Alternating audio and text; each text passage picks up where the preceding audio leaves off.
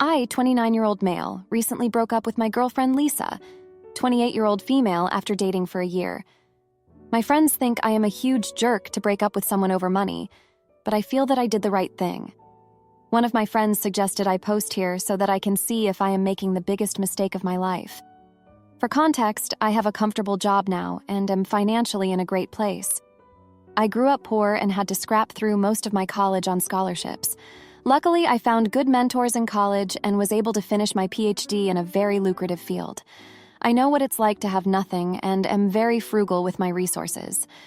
I met Lisa a year ago on a dating app. Lisa is beautiful, smart, and very charming. Our relationship has been great so far, and we have never had any real fights or differences. She also has great taste, which I lack, and helped me with my wardrobe and making my apartment feel cozy. Her lease was supposed to be up in a few months, and I asked her to move in with me. She was incredibly happy and agreed to it. However, we decided to discuss finances and other important things before taking the next step. 2 weeks ago, we sat down, and I made an Excel sheet to decide how we are planning to pay for things. I knew I make significantly more than her, and I offered that we pay proportionally, which she happily agreed to. For that purpose, I asked her how much she makes, and it was lower than I would have anticipated based on her lifestyle. I asked her how she affords all the designer bags and going on fancy vacations on that salary. She looked embarrassed and told me that she has around $20,000 credit card debt.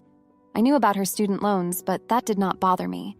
However, I realized she spends way more than she can afford and had no real answers on how she plans to pay back the credit card balance. She told me that moving in together would help towards paying off the debt, as her monthly living expenses will go down significantly, and she can apply that towards the debt. She told me she would be debt-free within a year if we moved in. However, she also told me she could not be on the lease as she has a poor credit history. All of that led me to rethink our whole relationship. I was looking forward to a long-term relationship and also marrying her one day. However, based on what I have seen so far, she is very irresponsible with money. I have trauma from my childhood where my father would spend money on gambling and on fancy items to impress his friends that we could not afford, and that meant we were barely scraping by. My mother kept the house together and made sure we had food on the table. I cannot be with a person who is so irresponsible with money and suffers like my mother did. I communicated that to Lisa, and she was upset with me. She told me that she is not asking for handouts and she will take care of her debt. She told me that she made some dumb decisions years ago and is just caught in a bad loop with credit cards. She also said that she is willing to learn from me as her parents never taught her about how to handle money. She also pointed out things I learned from her that I lacked. She asked me to give her time, but I just don't think I can play the same role as my mother. We talked about it for a while, and I told her we cannot move in together until she takes care of the debt. She said she cannot afford to live on her own and take care of it. Finally, we broke up over that. She still wants to get back together, but I told her I need time to think. My friends love Lisa and feel that she is a perfect partner for me. They think she has made me into a better person, and I am stupid to throw away a perfectly good relationship over something that can be fixed. I just don't think I trust her to change, and I know that eventually I will end up supporting her lifestyle if we get married, since money would not be an issue at that point for her. Am I the jerk to break up over this? And am I throwing away a perfectly good relationship over money? Now for a few comments before the update, comment 1, not the idiot. Finances are a huge issue in relationships, so her spending habits are not a small issue. She says that she can't pay off the debt without your help, but you said you noticed her designer bags and fancy vacations. The fact that she's $20,000 in debt and she's still going on fancy vacations shows that she still doesn't understand even the most basic money management skills, and moving in with you won't solve that. If she's actually serious about dealing with her debt, she can sell her designer handbags and stop going on fancy vacations. Those two things alone would go a long way towards addressing that debt. But until she does something like that, you can't be her financial solution. That'll put a strain on your relationship that won't work out. Comment 2. If you miss her and think it could work, you can sit down and budget with her based on her income. Show her how she could pay off her debt. Calculate how long it would take. Sometimes people do get themselves in a rut. You don't need to get her out of it with your money. But if you love her and think she might be turning a corner, Then set it out and then watch. Can she stick to it, or does she buy more useless stuff? Would she consider getting a second job? If she has a decent salary, $20,000 is not that much, and she could wipe it fairly quickly if she's willing to go rice and beans. If she wants to have her cake and eat it too, keep running. Now, for the update. Thanks for tuning in again. So, the other day, I bumped into Lisa at the grocery store. It was awkward. She looked like she had been crying, but she tried to smile. We talked for a bit, and she said she's been working on her debt, even got a second job. I didn't know what to say. I just nodded and said that's good before we went our separate ways. After that, I couldn't stop thinking about her. It's like seeing her struggling made me realize how much I still cared. But I was scared, Scared of ending up like my parents with money issues tearing us apart. I couldn't shake off the memories of my dad's gambling and how it wrecked our family. Then my buddy Mike called me out of the blue. He said he saw Lisa working late at some diner. He told me she looked exhausted, but was still trying to be her charming self with the customers. Mike's known me since we were kids, and he's seen the mess my dad's habits made, but he said something that hit me hard. He said, "You're not your dad, and Lisa's not your mom. Give her a chance to prove she's not the problem." I spent the whole night thinking about what Mike said. The next day, I heard from a mutual friend that Lisa had been selling some of her designer stuff online to pay off her debt. That's when it hit me. She was really trying to change. It wasn't just talk. I decided to do something bold. I called her up and asked if we could meet. She sounded surprised, but agreed. We met at the park, and it was tense at first. I told her I saw her at the diner and heard about her selling her things. She looked down and said she was embarrassed, but determined to fix her mistakes. I took a deep breath and told her I wanted to help, not with money, but with planning and budgeting. I suggested we attend a financial planning workshop together. It was a risk, putting myself out there, not knowing if she'd take it the wrong way. To my surprise, she agreed. She said she wanted to learn and prove she could be responsible. We spent the next few days attending the workshop, and it was eye-opening for both of us. We learned about managing finances as a couple, setting goals, and working as a team. On the third day, the workshop had a session on trust and communication. That's when Lisa did something unexpected. She opened up about her fears and insecurities.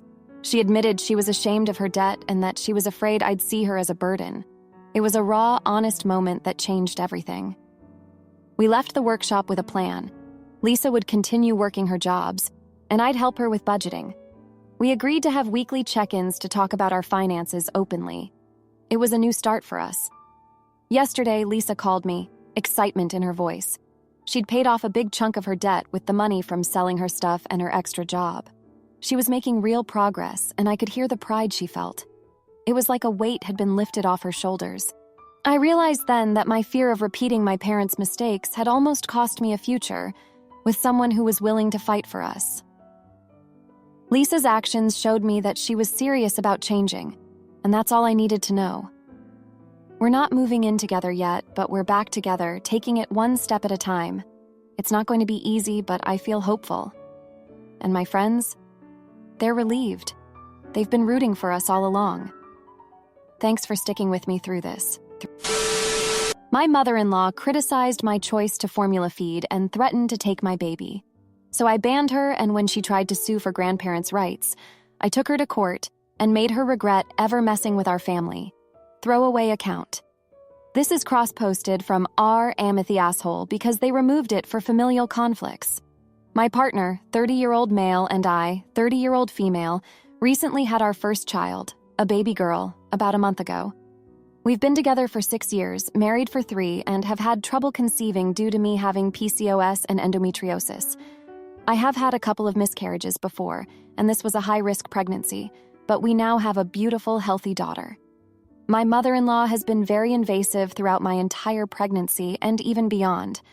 For context, my partner's parents divorced when he was 13, and she moved across the country to California to be with a guy she met online. She still kept in contact with him, but he still dealt with residual abandonment issues that he has been working on in therapy. Last year, she moved closer to us.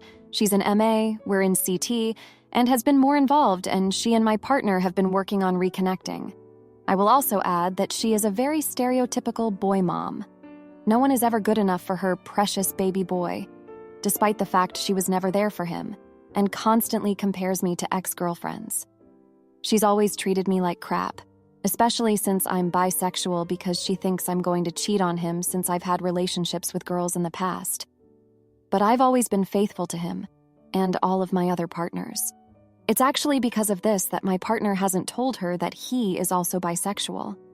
But I put up with all of this for his sake.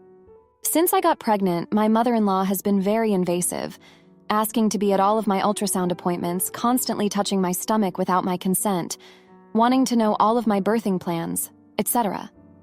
We chose not to have a gender reveal because only my partner and I wanted to know the intimacy of the baby for personal reasons.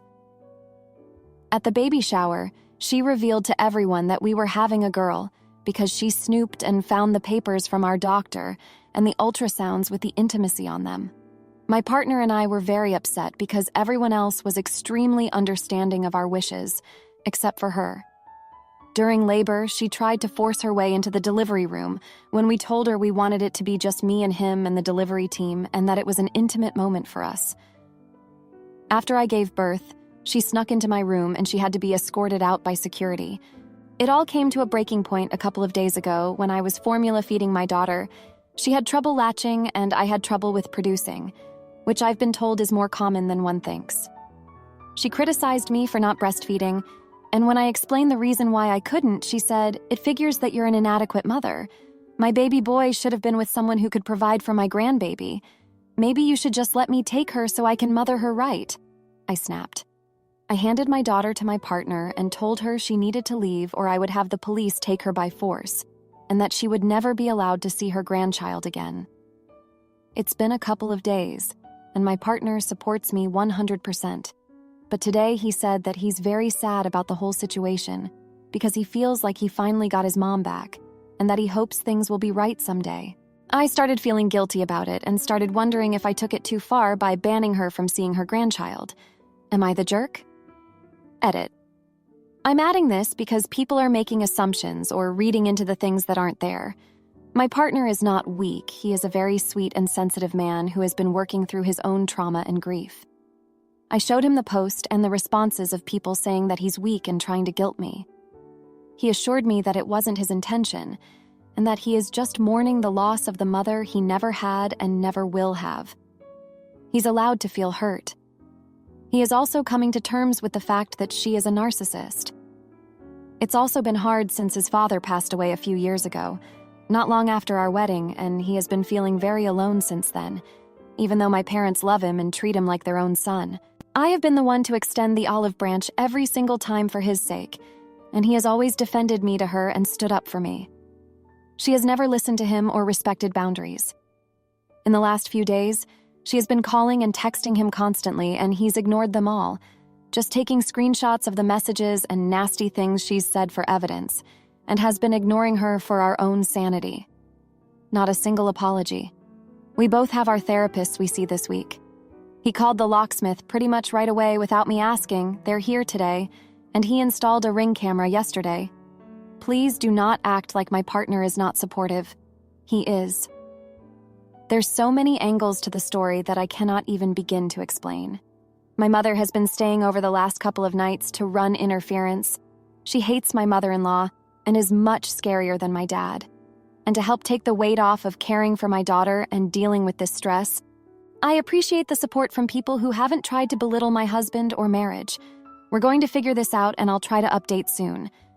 Now, for a few comments before the update. Comment 1. Not the idiot.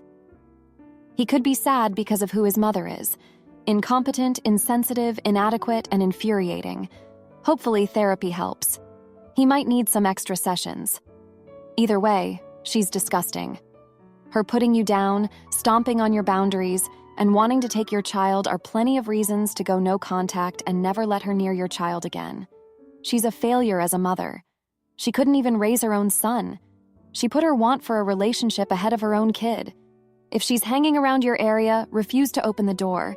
Have your partner threaten to call the police if she doesn't get off your property, and see if there are people who can run interference. Comment 2. not the idiot, but your husband needs to come to terms with the fact that the mother he wants is not the woman who gave birth to him. She is not capable of being the kind of supportive parent that he missed as a child. It is okay for him to grieve this, but he really needs to stop hoping that she is going to magically turn into this great mom. Time to face reality and focus on the people that really matter.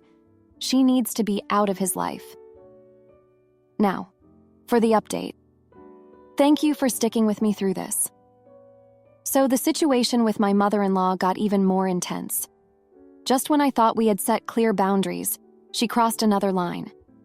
She showed up at our house unannounced, and this time she had a lawyer with her. She was threatening to sue us for grandparents' rights to see our daughter. My partner was at work, and I was home alone with the baby. I was shaking, but I didn't let her in. I called my partner, and he was furious. He said he'd handle it and told me to just make sure the doors were locked. When he got home, we had a long talk. He said he was done playing nice and that we needed to protect our family. He decided to take legal action against her to ensure she couldn't force her way into our lives. It was a bold move, and it could have gone either way. We were risking a family war, but we had to think about what was best for our daughter. In the meantime, my mom was still staying with us, and she was a rock. She helped with the baby, cooked, and made sure I was okay. She was also a buffer between us and the outside world. My partner and I were both stressed, and it was taking a toll on us. We were arguing more, not sleeping well, and I was starting to feel the strain of everything that was happening. Then, 2 days ago, something unexpected happened. My partner's phone rang, and it was his mom. He hesitated but answered. She was crying, saying she was sorry and that she realized she had gone too far. She said she had spoken to her own therapist and had an epiphany about her behavior. She didn't want to lose her son or her granddaughter. She was dropping the legal threats and wanted to work things out. We were skeptical, of course, but my partner wanted to believe her, and I could see the hope in his eyes. We agreed to meet her in a neutral place with our therapist present. It was a tense meeting, but she seemed genuine. She apologized to me, to my partner, and even to my mom. She said she would respect our boundaries and just wanted to be part of our lives in a healthy way. It's been a day since that meeting, and things are looking up. My partner is cautiously optimistic, and I'm just relieved that the immediate threat is over. We're taking it one day at a time, but for now, it feels like we've turned a corner. We're going to keep seeing our therapists and work on rebuilding trust slowly. It's not perfect, but it's a start, and that's more than I could have hoped for a few days ago. Thank you for reading this. My boyfriend demands I cut off all my male friends after only 6 months, so I dump him and show him what strong friendships really look like. I, 29-year-old female, have been dating my boyfriend, 31-year-old male, for about 6 months. He's a great guy, very loving and caring. The only issue is that we have different backgrounds, upbringings, and thus different approaches to gender roles in friendship. For me, male-female friendship has always been something normal. My mother had male friends and my father had female friends. Actually, my mother's best friend is my godfather, and my father's best friend is my godmother. He has a more traditional approach. He believes that a man should only be friends with other guys and a woman with other women. He allows for the existence of distant acquaintances of the opposite intimacy, but nothing more. The problem is that all my closest friends are men. This doesn't mean that I have any problem with women. I have a lot of female acquaintances, and I also have very good relationships with the girlfriends and wives of my male friends. It just happened to be like this. I'm a researcher in a male-dominated field. Most of my friends are people I met at work, in college, or while doing my PhD. Most of my friends have girlfriends or wives, although my best friend has a boyfriend. He's bisexual, and absolutely nothing intimacy or ambiguous has ever happened between us. Until now, it has always seemed normal for me to go out with one of my male friends, or a few for a beer or drinks once every 2 weeks or something like that. I usually meet my friends one-on-one because I'm a fairly introverted person and I believe that valuable, serious, and deep conversations can only be had face-to-face. From time to time, I invited them to my house or visited them at their apartments. We sometimes talked until morning, but I repeat, nothing ever happened that went beyond friendship. I also had vacation plans with my friends every year. With my best friend, the one who has a boyfriend, every summer I would go to our favorite spa for a few days, and with a group of doctoral colleagues, we would go to a nearby lake, also for a few days. Their girlfriends and wives sometimes traveled with us, and sometimes they preferred to spend this time with their own friends. None of them were ever jealous of me. My ex-boyfriend, with whom I was with for 5 years, also never had a problem with this. We parted amicably. He got a job abroad, and I didn't want to go away and leave my aging parents. But both my ex and my friends' partners are more or less from the same progressive background, and male-female friendship is as natural for them as it is for me. My current boyfriend told me he is uncomfortable with it. I tried to understand him and said that we can work out compromise solutions. I suggested that I could meet my friends only in public places. That is, not invite them to my home or visit them in their apartments.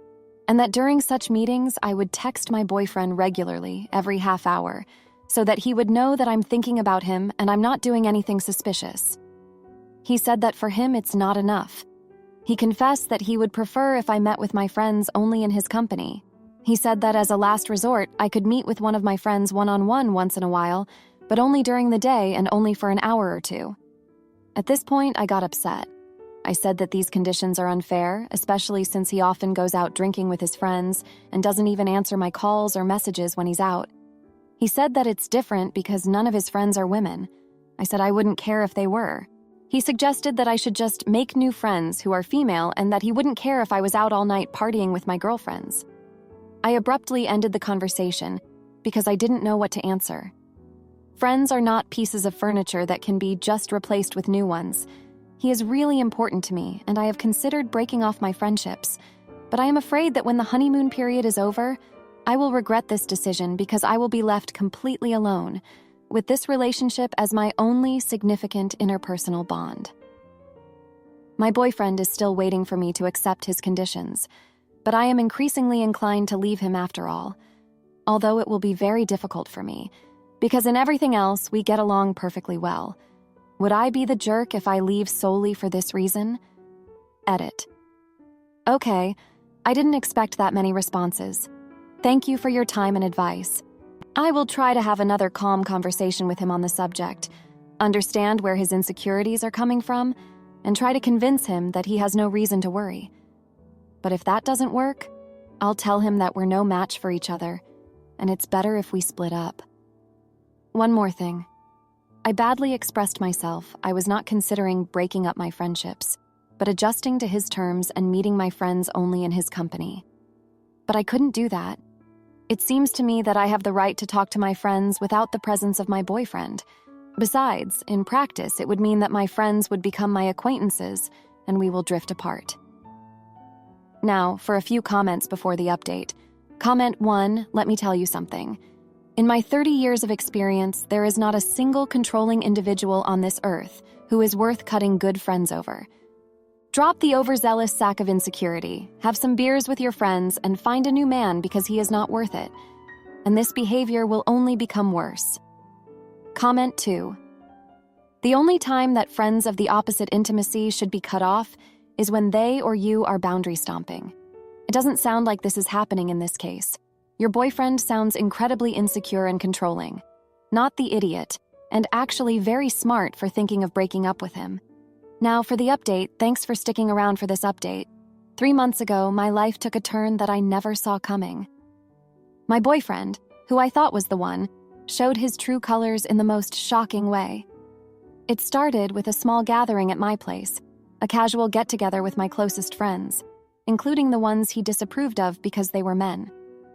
He had reluctantly agreed to this, but halfway through the night, he exploded with jealousy, accusing me of flirting. It was a scene straight out of a soap opera, with him yelling and my friends shocked into silence. The aftermath was messy. My friends, who had been like family, were hurt and confused. They couldn't understand why I was with someone who didn't trust me. I was torn between my loyalty to them and my feelings for him, but that night was just the beginning. A week later, I found out he had been secretly checking my phone and emails. He had crossed a line, and I felt betrayed and violated. As if that wasn't enough, the next event was like a punch to the gut. I discovered he had been spreading rumors about me, telling our mutual acquaintances that I was unfaithful. The shame and anger I felt were indescribable. It was clear he was trying to isolate me from my support system to make me dependent on him. That's when I knew I had to cut him out of my life, no matter how hard it was. I confronted him, and the argument that followed was intense. He tried to justify his actions, saying he did it all out of love and fear of losing me. But I saw through his lies. I told him it was over, and I meant it. He left, and I was left to pick up the pieces of my shattered trust. The weeks that followed were tough. I had to rebuild my friendships, explain the situation, and apologize for the drama he had caused. My friends were understanding, and slowly, we mended our bonds. I learned a lot about myself during that time, about my strength and my ability to stand up for what's right. But life has a way of throwing curveballs. Just when I thought I was getting back on track, I got a call from a mutual friend. My ex had been in a car accident. He was okay, but he had been asking for me. I was torn. Part of me felt sorry for him, but I remembered the pain he had caused.